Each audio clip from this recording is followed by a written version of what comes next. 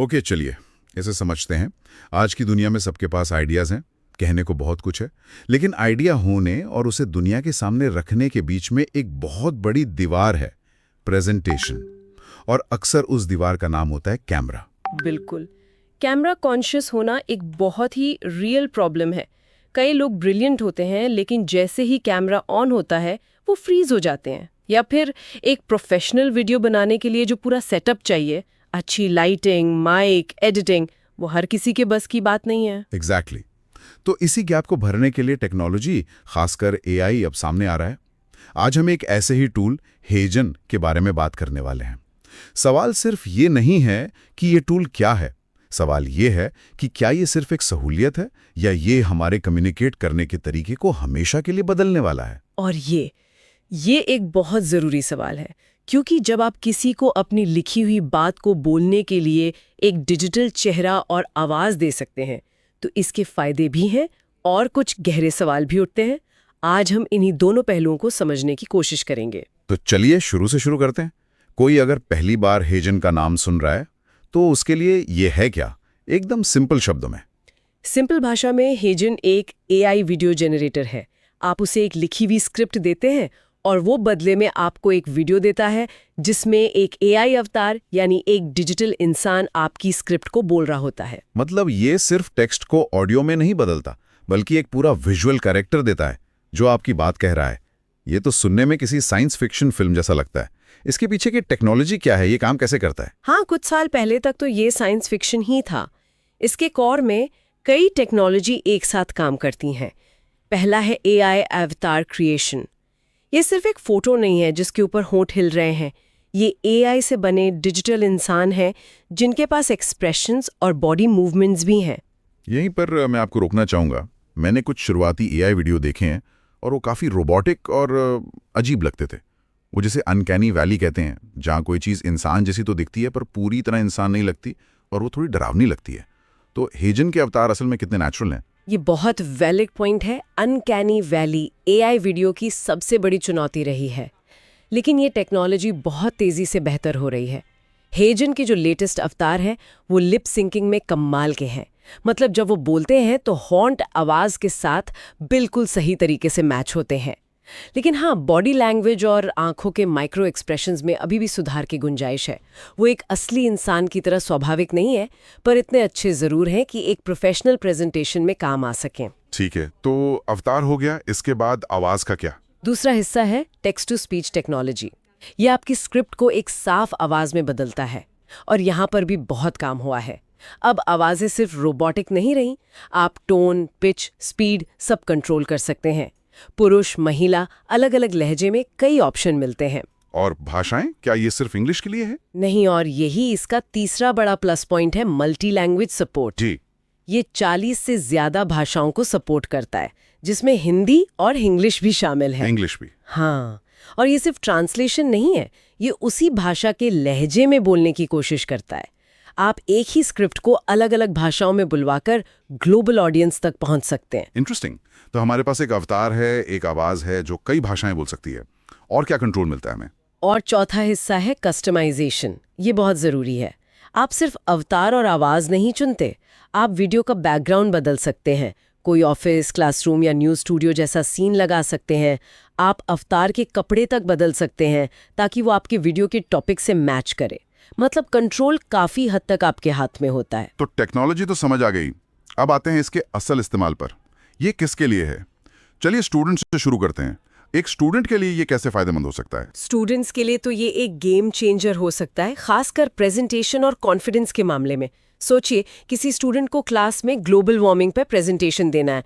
वो शायद public speaking में अच्छा ना हो या नर्वस हो जाता हो, जो कि बहुत कॉमन है। बिल्कुल। तो अब वो क्या कर सकता है? वो अपनी पूरी रिसर्च करके एक अच्छी स्क्रिप्ट लिख सकता है और हेजन का इस्तेमाल करके एक प्रोफेशनल वीडियो प्रेजेंटेशन बना सकता है। इसमें एक एआई अवतार होगा जो पूरे कॉन्फिडेंस के साथ, साफ आवाज में, ग्राफिक्स और चार्ट्स के साथ उसका पॉइंट समझाएगा। इससे न सिर्फ उसके ग्रेड्स अच्छे आएंगे, बल्कि उसका आइडिया भी सही तरीके से क्लास तक पहुंचेगा। लेकिन यहाँ एक सवाल उठता है, क्या ये एक तरह की चीटिंग नहीं है? या क्या हम स्टूडेंट्स को पब्लिक स्पीकिंग जैसी ज़रूरी स्किल सीखने की जगह एक टेक्नोलॉजी के पीछे छुपना सिखा रहे हैं? ये एक बहस का मुद्दा बिल्कुल है।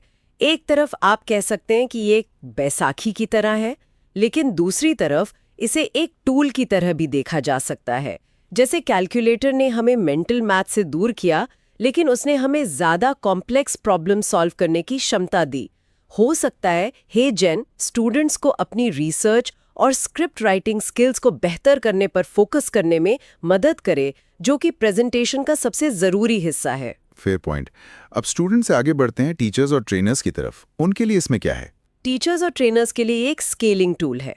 एक टीचर को एक ही टॉपिक कई बार अलग अलग बैच में पढ़ाना पड़ता है।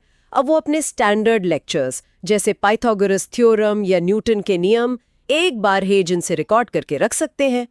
इससे उनका समय बचेगा। सिर्फ समय ही नहीं, वो उस बचे हुए समय का इस्तेमाल क्लास में ज़्यादा इंटरैक्टिव काम करने, स्टूडेंट्स के डाउट सॉल्व करने या मुश्किल टॉपिक्स को और गहराई से समझाने में कर सकते हैं। ये टीचिंग को फ्लिप कर देता है। स्टूडेंट्स घर पर वीडियो देखकर बेसिक कॉन्सेप्ट समझ सकते हैं और क्लासरूम का इस्तेमाल डिस्कशन और प्रॉब्लम सॉल्विंग के लिए हो सकता है। लेकिन क्या इससे पढ़ाई थोड़ी इम्पर्सनल नहीं हो जाएगी? एक टीचर का जो ह्यूमन कनेक्शन होता है, जो वो क्लास में घूमकर एक स्टूडेंट से बात करते हैं, उसका क्या होगा? क्या एक एआई अवतार वो कनेक्शन बना सकता है? कभी नहीं, और ये इसकी लिमिटेशन है। ये टीचर को रिप्लेस करने के लिए नहीं है, बल्कि उन्हें असिस्ट करने के लिए है। ये एक डिजिटल टीचिंग असिस्टेंट की तरह है जो रिपीटेटिव काम को ऑटोमेट कर देता है। फाइनल कनेक्शन और प्रेरणा तो असली टीचर से ही आएगी। ठीक है, ये बात समझ में आती है। अगर हम इसी आइडिया को और बड़े स्केल पर देखें, तो बिजनेस और कॉर्पोरेट वर्ल्ड में इसके क्या मायने हैं? बिजनेस की दुनिया में इसके बहुत बड़े इम्प्लीकेशंस हैं। सबसे पहला और सीधा इस्तेमाल है ट्रेनिंग में। जब कोई नया कर्मचारी कंपनी ज्वाइन करता है, तो उसे HR policy, company culture, software training जैसे कई स्टैंडर्ड मॉड्यूल से गुजरना पड़ता है। ये सब अब हेजन से ऑटोमेट किया जा सकता है। तो हर नए बैच के लिए एक सीनियर मैनेजर का समय ब्लॉक करने की जरूरत नहीं है। एग्जैक्टली। और ये सिर्फ इंटरनल नहीं है। सोचिए, एक सीईओ को पूरी कंपनी को एक जरूरी मैसेज देना है। अब वो अपना मैसेज एक एआई अवतार के जरिए एक ही दिन में 10 अलग-अलग भाषाओं में 10 अलग-अलग देशों की टीमों को पर्सनली भेज सकते हैं। ये मास कम्युनिकेशन और पर्सनल टच के बीच की लाइन को धुंधला कर रहा है। ये सुनने में बहुत पावरफुल लगता है, लेकिन क्या एक कर्मचारी अपने सीईओ के एआई अवतार से उतना ही कनेक्ट करेगा जितना असली सीईओ से? क्या इससे लीडरशिप थोड़ी दूर और बनावटी नहीं लगेगी? ये कंपनी के कल्चर पे निर्भर करता है। अगर इसका इस्तेमाल ज़रूरी जानकारी देने के लिए हो रहा है तो ये बहुत एफिशिएंट है, लेकिन अगर कोई इमोशनल या संवेदनशील मैसेज देना है, जैसे ले ऑफ की खबर, तो वहाँ एक एआई अवतार का इस्तेमाल बहुत बुरा आइडिया होगा। तो यहाँ पर भी समझदारी से इस्तेमाल करना ज़रूरी है। ये एफिशिएंसी लाता है पर एम्पैथी नहीं। और आखिर में आते हैं कंटेंट क्रिएटर्स पर, यूट्यूबर्स, इंस्टाग्रामर्स। उनके लिए तो ये एक खजाना हो सकता है। यकीनन, उनके लिए ये कंटेंट क्रिएशन मशीन है। सबसे बड़ा फायदा उन लोगों के लिए है जो फेसलेस यूट्यूब चैनल चलाना चाहते हैं। बहुत से लोग हैं जिनके पास कमाल के आइडियाज़ हैं, अच्छी रिसर्च है, लेकिन वो अपना चेहरा नहीं दिखाना चाहते। हेजन उन्हें एक प्रोफेशनल चेहरा और आवाज़ देता है। फेसलेस चैनलों के अलावा और क्या इस्तेमाल हो सकता है? आजकल शॉर्ट फॉर्म कंटेंट का ज़माना है। Reels, shorts, TikTok. क्रिएटर्स को हर दिन कंटेंट बनाना पड़ता है। हेजन से वो बहुत तेज़ी से एक्सप्लेनर वीडियोस, न्यूज़ अपडेट्स या ट्यूटोरियल बना सकते हैं। बस स्क्रिप्ट लिखी, अवतार चुना और वीडियो तैयार। कोई कैमरा सेटअप नहीं, कोई वीडियो एडिटिंग का झंझट नहीं। लेकिन यहाँ भी वही ऑथेंटिसिटी वाला सवाल फिर से आ जाता है।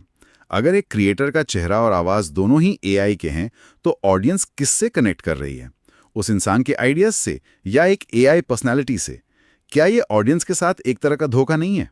ये एक ग्रे एरिया है। कई क्रिएटर्स अब डिस्क्लेमर देते हैं कि ये एक एआई जनरेटेड वीडियो है। कुछ का मानना है कि जब तक कंटेंट ओरिजिनल और वैल्यूएबल है, तब तक चेहरा असली हो या डिजिटल, इससे फर्क नहीं पड़ता। ऑडियंस को जानकारी या मनोरंजन चाहिए जो उन्हें मिल रहा है।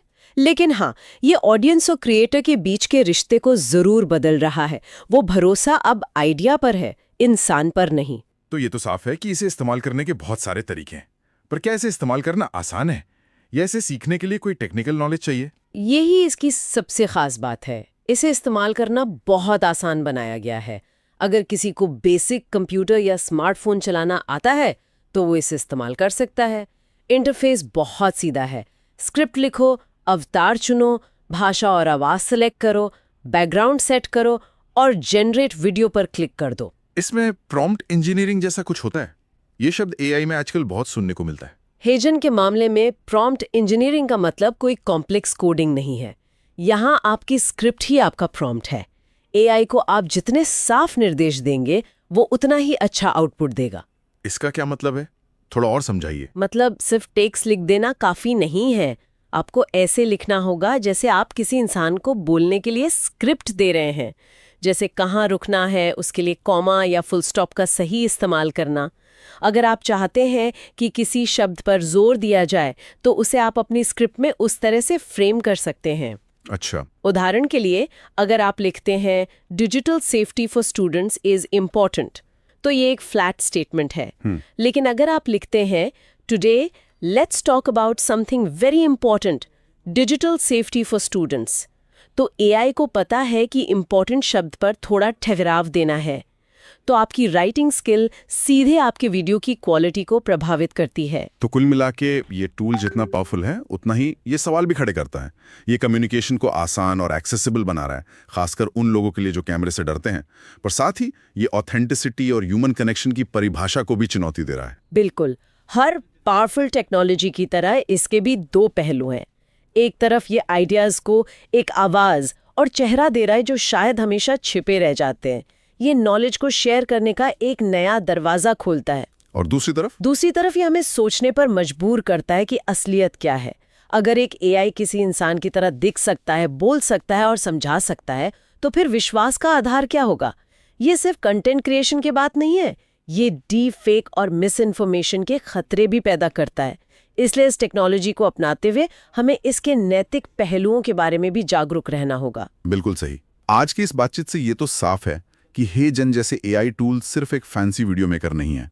ये एक बड़ा बदलाव है कि हम कैसे सीखते हैं, कैसे सिखाते हैं, कैसे बिजनेस करते हैं और कैसे अपनी कहानी दुनिया को बताते हैं।